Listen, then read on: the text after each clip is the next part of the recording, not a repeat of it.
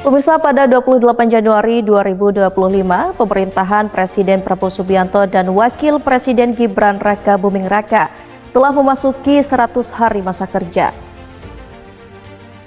Terdapat 8 program misi Astacita yang tentunya sudah tidak asing lagi. Ya, mulai dari memperkokoh ideologi Pancasila, menciptakan kemandirian bangsa melalui swasembada pangan, memperkuat pembangunan sumber daya manusia, kemudian hilirisasi dan industrialisasi hingga kehidupan yang selaras dengan alam. 8 program tersebut tentunya untuk mewujudkan visi yang kuat dari pemerintahan Prabowo Gibran, yakni bersama Indonesia Maju menuju Indonesia Emas di tahun 2045.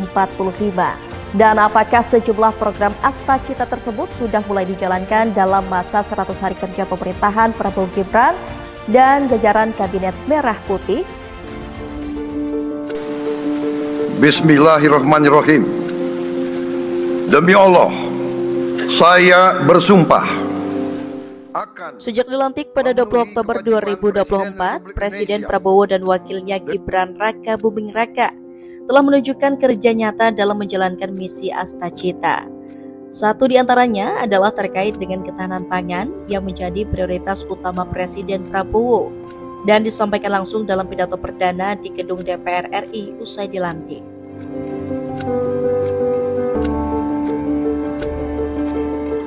Kepala Pusat Riset Tanaman Pangan Badan Riset dan Inovasi Nasional BRIN, Yudhistira Nugraha mengatakan bahwa langkah yang dilakukan dalam masa 100 hari kerja Prabowo Gibran cukup progresif. Mulai dari pembelian gabah petani yang sebelumnya Rp6.000 menjadi Rp6.500 hingga perluasan percetakan sawah. Pergerakan progresifnya, beliau mentargetkan percetakan sawah 3 juta hektar ya. Itu luar biasa effort yang memang perlu effort yang cukup keras ya untuk mencapai target percetakan sawah 3 juta hektar. Kemudian ada program yang tentunya juga untuk menambah produksi, karena sasaran utamanya masih menambah produksi, bagaimana penambahan luas tanam itu dengan pompanisasi, jadi peningkatan indeks panen ya, yang tadinya misalkan 1 menjadi 2 kali panen dengan pompanisasi, sawah-sawah tada hujan yang tadinya 1 kali tanam itu bisa jadi 2 kali tanam.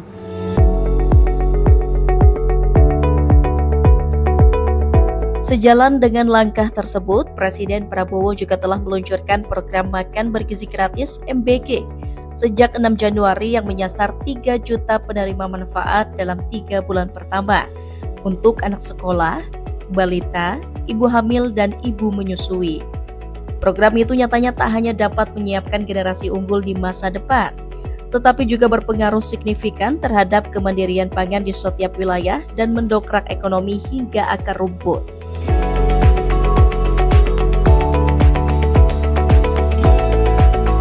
Pada saat yang bersamaan dengan peluncuran MBG, pemerintah secara resmi bergabung menjadi anggota organisasi Blok Ekonomi Brasil, Rusia, India, Cina, dan Afrika Selatan (BRICS).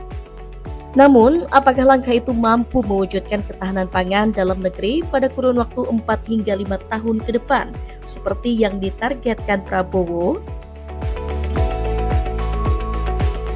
Ya, tentu saja. Saya kira ada best practices ya dari negara-negara, beberapa negara anggota BRICS terutama.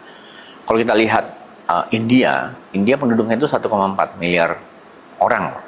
Indonesia hanya 250 juta. Jadi di sisi yang lain, India itu punya ketahanan pangan yang solid. Dia adalah eksportir beras misalnya. Dan untuk memberi makan 1,4 miliar orang, itu pasti butuh pengetahuan, butuh kemampuan kebijakan, butuh support institusi, dan dari sana Indonesia sebetulnya bisa, kalau menggunakan kata belajar terlalu klise ya, tetapi kita bisa melihat best practices yang digunakan oleh India, dan India itu adalah salah satu negara yang paling maju teknologi pertaniannya. Cina juga sama. Di sisi lain, menurut Philips, banyak keuntungan yang dapat dipetik Indonesia dengan bergabung di BRICS, baik dari sisi peluang investasi maupun perdagangan, sehingga memperkuat posisi Indonesia di kancah global.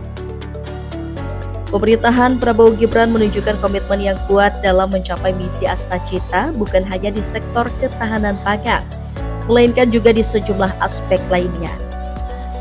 Seperti pertemuan bilateral dengan Perdana Menteri Jepang Shigeru Ishiba pada 11 Januari di Istana Kepresidenan Bogor, Jawa Barat, yang memperkuat kerjasama investasi bidang pertahanan negara, kesehatan, penguatan SDM, dukungan program MPK, hingga hilirisasi sumber daya alam.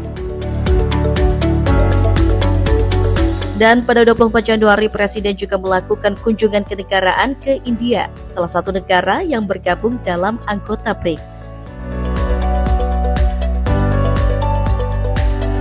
Termasuk juga kunjungan kenegaraan ke Malaysia.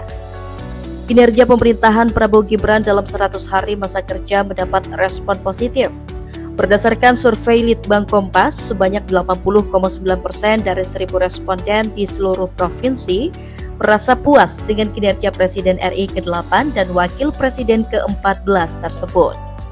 Dari Jakarta, Cahyasari, Suci Nurhaliza, Arya Sindiara, Kantor Berita Antara mewartakan.